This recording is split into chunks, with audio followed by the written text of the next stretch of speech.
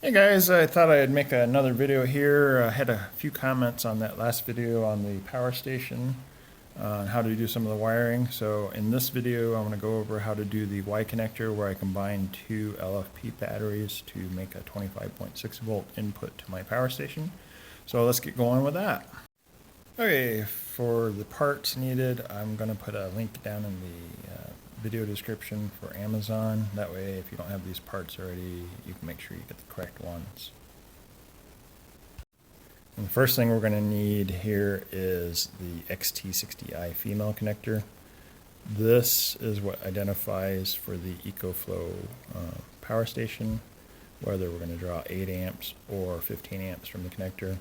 And if you connect the center pin here to the negative side, which is the beveled side, that will tell the EcoFlow, hey, I want to draw 15 amps from this connection. If you connect the center pin to the positive side, which is this square side of the connector, it'll tell the EcoFlow, hey, we only want to draw 8 amps from the connection point. So anyways, for the battery sides, we're just going to use these XT60H connectors, the male side of it. That's these guys here, and what I'm going to do is show you how to do a Y connection, which is just going to be 2 of these connectors, but we could do up to 4 of these LFP batteries in series and get about 51.2 volts. You won't exceed the input voltage rating of the power station, but we'll just do 2, and that'll give us 24 volt input, which is 25.6 volts technically. But anyways, let's get going with that. Okay, for the actual wiring, I'm going to use this 14 gauge wire. I pre-stripped most of the ends of it for this video, but I'll strip one to the correct length here. I'm using 14 gauge because it's super flexible. It's stranded wire. This is 105 degree C wire. It doesn't need to be that exotic, but you can use in these XT60 connectors up to 10 gauge wire, but this stuff is really rigid and hard to work with. And the chassis rating for free air wire for 14 gauge is around 32 to 35 amps, I believe. So it's more than sufficient for this use. And let's go ahead and get this end stripped off of here. Okay, to strip the ends of these wires, you pick the correct wire gauge size in your stripper, and I'm stripping these to about 1/4 inch because these connectors, some of them have a recessed connection on them like this, but these guys don't have a recessed connection, so this is about where we're going to strip this to so it fits in there. I'm going to end up actually having to cut a little piece of this wire off so it fits correctly. But I just want to show you. I had to cut off maybe about 1/10 of an inch or so. So let's get that done real quick here.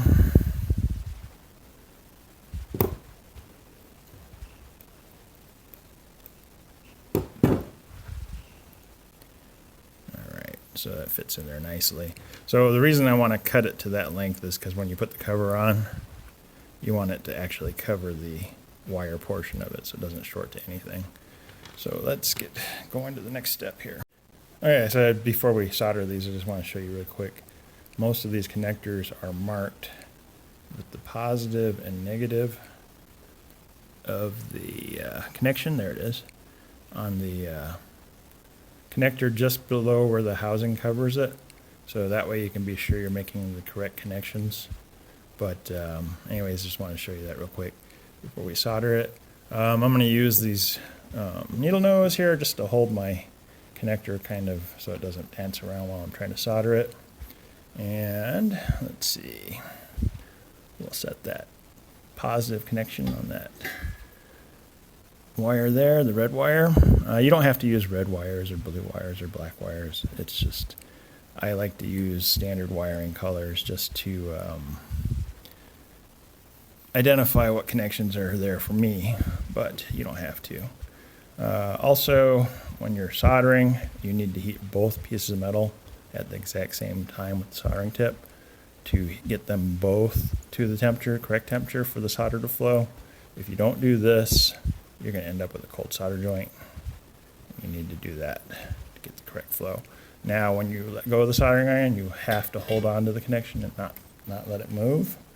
If it moves, you'll end up with a cold solder joint because then the solder will craze and it'll be a crappy connection. So let's go ahead and get both the black and red wire on here.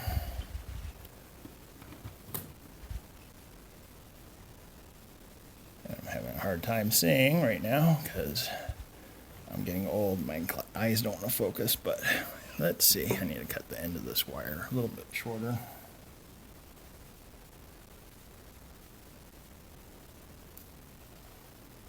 Okay, so I cut it a little bit shorter. We're going to set this guy right there. And we're going to heat both pieces of metal at the same time. Again, let them heat up and then touch the solder to the metal, not the soldering tip, but to the metal. And you hold it while it's cooling. And then that's good. So that's what a good solder joint looks like. It should be nice and shiny. And it should be flowed all the way around. So you can see this one has a little bit less solder on it, but it's still a shiny connection. If there's any dullness to it, redo the solder joint because that's a cold solder joint. So it should be always shiny like that. I wish this camera would stay in focus. But anyway, so now, after we've got the two wires in there, now we can do the jumper connection for that center pin. And you just do that with solder. And I'll show you that in a second here.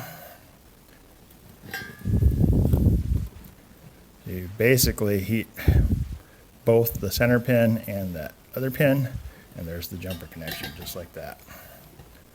So now you can see that we have a jumper of solder between the center pin and the negative side of this connector. Now this is a 15 amp connection. And since those are good solder joints, let's go ahead and put the connector housing cover on and then just snap it in place. And that just gets pushed down with a pair of needle nose until it snaps in place.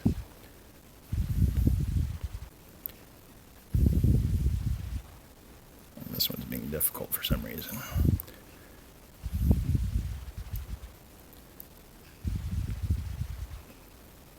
There it goes. So it's nice and covered now. So you don't have any exposed metal from the wire. If you have exposed metal from the wire, you have a chance to short this connection to other stuff. So anyways, I'm going to pause the video for a second so I can get set up for the next two connections. Alright, so one thing with these MEL connectors is the pins aren't really supported by the plastic in the housing, and if you heat this connector, the pin may move around. So while you're soldering the MEL connectors, you take a female connector and shove it in there. But before you do that, so you don't mix them up, because you don't know which end you're looking at sometimes, you put a little dot on the one you want to solder, and that way you know that's the one you're working with and you don't solder the wrong end. So what we'll do is we'll shove the female side into the male side. Two of these guys here. And we know for certain that we want to solder the one with the dot on it. And then before we start soldering the wires, we want to shove the covers onto the wires like this.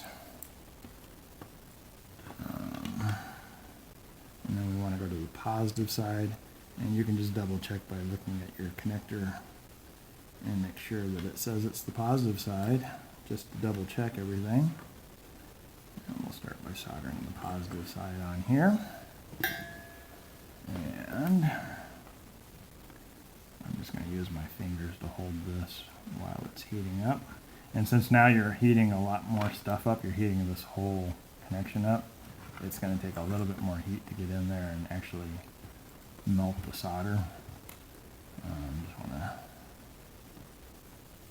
go ahead and shove that soldering iron tip in there.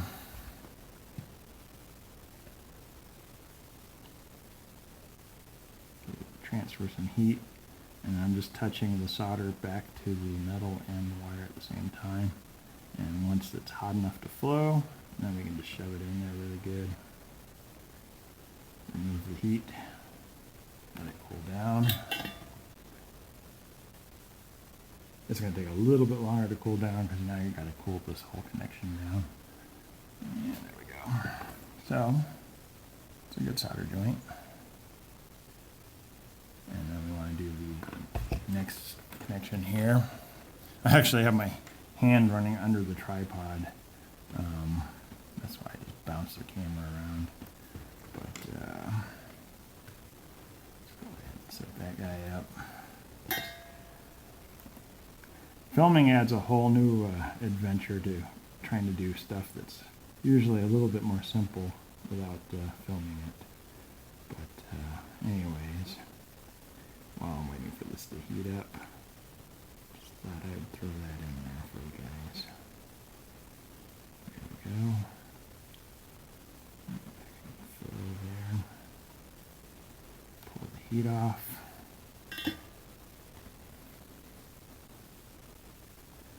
That cool down,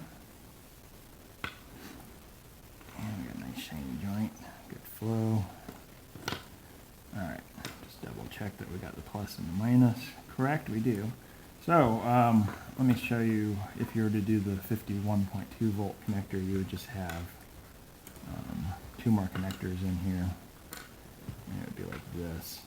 So you go from the positive of the EcoFlow connection to the positive of your first connector, from the negative of that one to the positive of the next one, from the negative of that one to the positive, and so on, and then the negative to the positive of this one. And that would give you a series connection for this, and then that would give you 51.2 volts. But and then you won't exceed the 60 volts of the input. That works great. But we're going to do the 24 volt version here, because I don't need to do the 51 volt version. Go ahead and slide the wire through the cover. And we'll go ahead and hold that with our finger.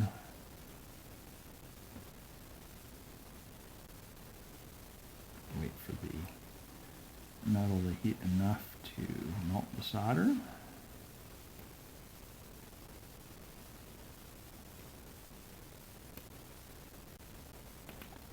boy, having that extra connector on there really takes a lot more extra heat. There it goes. To do this. Let that cool down for a second.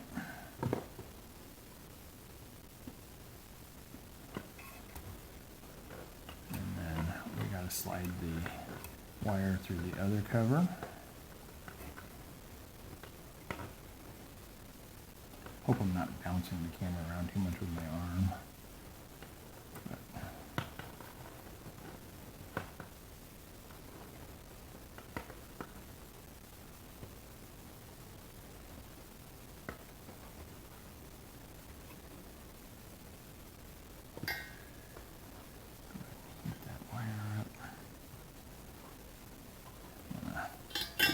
push it a little bit differently so that it stays in place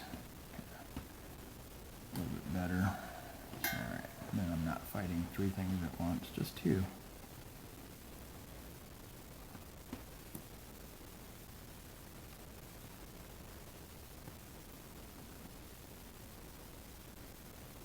Still trying to heat both pieces of the wire and the connector at the same time.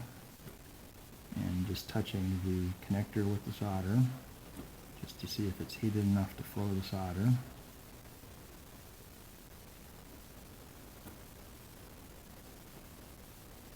It's taking quite a bit of heat on this one. There it goes, starting to melt. I see the rosin starting to flow out of the end of the solder there. Not heated all the way up.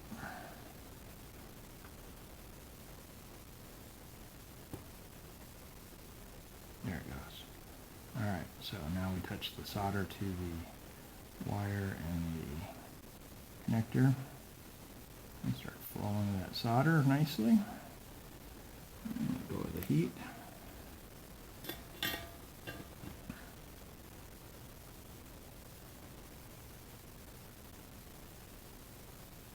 Let that cool down a bit. And make sure we got a good solder joint. And we don't have a good amount of flow all the way around there, so I'm going to reheat that one up.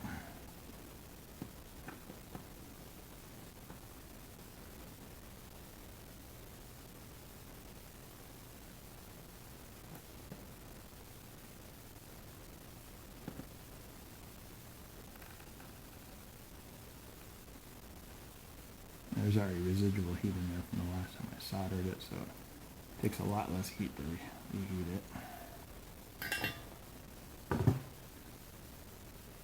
Makes that connector's hot.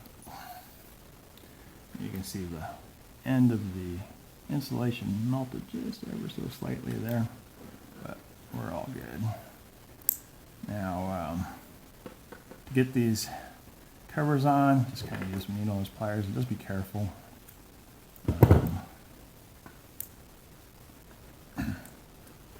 And you should be able to get them on with your fingertips if you're strong enough. But sometimes I need a little bit extra help there. There, I just shoved it on with my fingertips. Ooh, that connector's still hot from soldering it. Let that cool down a little bit. Anyways, we'll shove that on there after it cools down. So that's just making your connectors, and hope this video was helpful to you. And as always, thanks for watching, and I'll catch you guys on the next video.